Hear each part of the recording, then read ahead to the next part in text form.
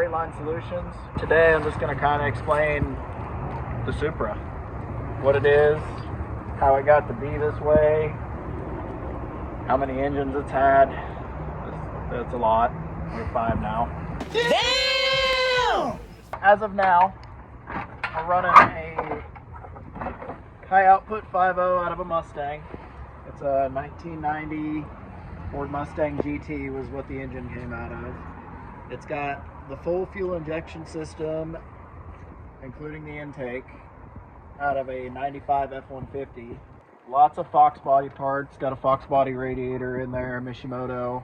I believe it's a Boss 302 front sump oil pan. It's got the T5 world-class 5-speed out of the Fox Body. Chevy one-wire alternator. I had problems getting it to charge with the Ford alternator.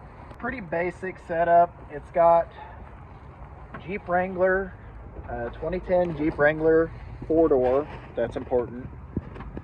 Springs up front. The rears, I think, are the same. They're shortened. It's running 27 by 850 14 mud terrains. And those have kind of been on there since the beginning. A lot of people ask me why the Ford pickup intake. This car has blown up, like I said, 5 engines. The 4th one that it blew up was out of the 95 F-150. This had already been set up with that engine, with this intake, with that wiring harness. And the Mustang that I got the engine from, I didn't have the harness or anything to make that work. And that hole was already cut for the intake to stick out of. So why put the Mustang intake on there that's going to sit under the hood? Why not put the Mustang intake on there for more horsepower? It didn't really need it. It's a Gambler 500 car. It's got plenty of power for a 2,800 pound, 2,900 pound car, maybe 3,000. That's probably 3,000. It's heavy. But it doesn't really need it. It's a Gambler 500 car, and besides, it kind of makes up for it with all the stickers that it's got on it. That's horsepower right there.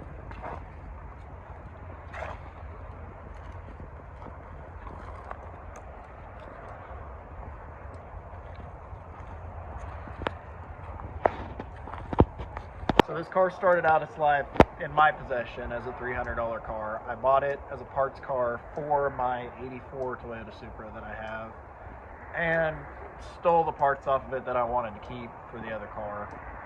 Didn't have a title. I jumped through a ton of hoops to get a title for it, but it was rusty.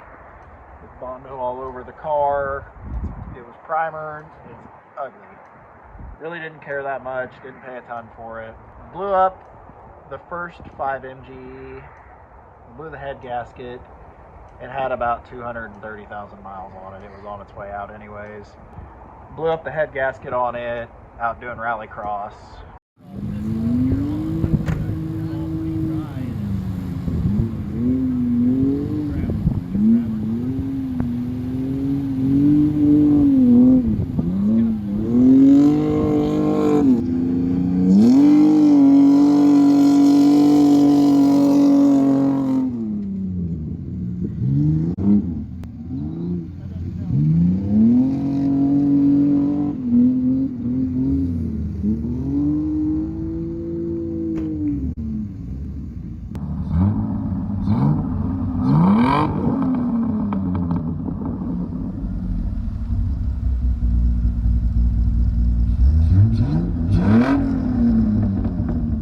The next one we ended up getting was another 5 MGE. It was out of an 84 Supra. Threw it in here, blew it up about 9 months later. I don't know why. It just started knocking for some reason.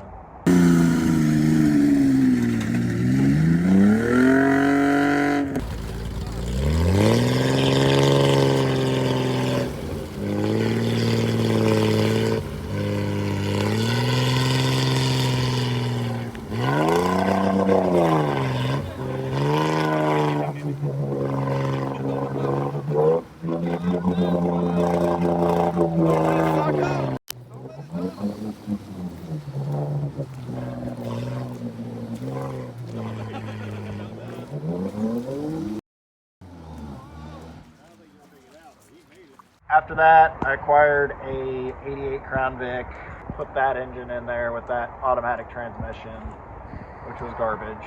Both of them were garbage. But it was a setup for a 5.0 in this car.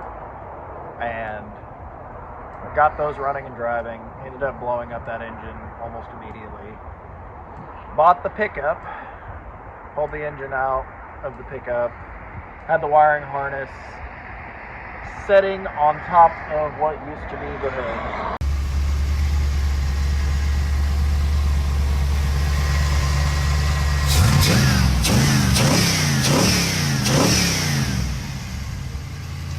Out of the reference. Go back to 1988. 88 mile an hour. Look at the air filter. That's a sweet fucking rig. That's video?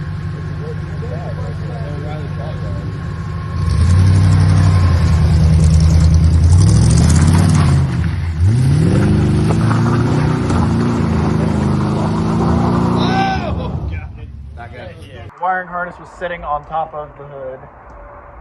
There was no hood. It was sitting up there. I drove it like that for forever, with just a wiring harness and a dash hanging out on top of it. It had the automatic. The automatic didn't want to shift at all. Eventually it ended up crapping out.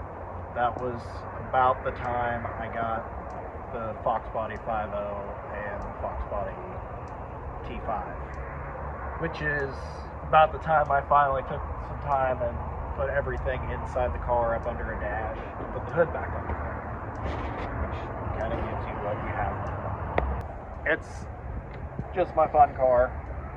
We take it to car shows, people see it, they laugh about it. You've obviously seen on the last video what we do. Guy tear the crap out of this thing and it just takes it. So it really, I don't feel bad about it. I don't. I didn't hurt a car that was really worth saving, but it was headed to the scrapyard anyways. Here it is now, and it's full glory, and I think now it's honestly a lot cooler than it could have been.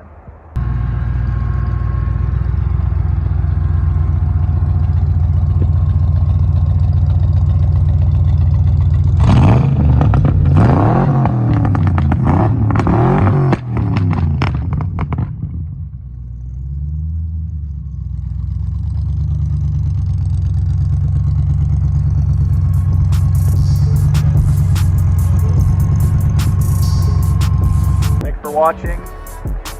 Check out the Datsun on the next video.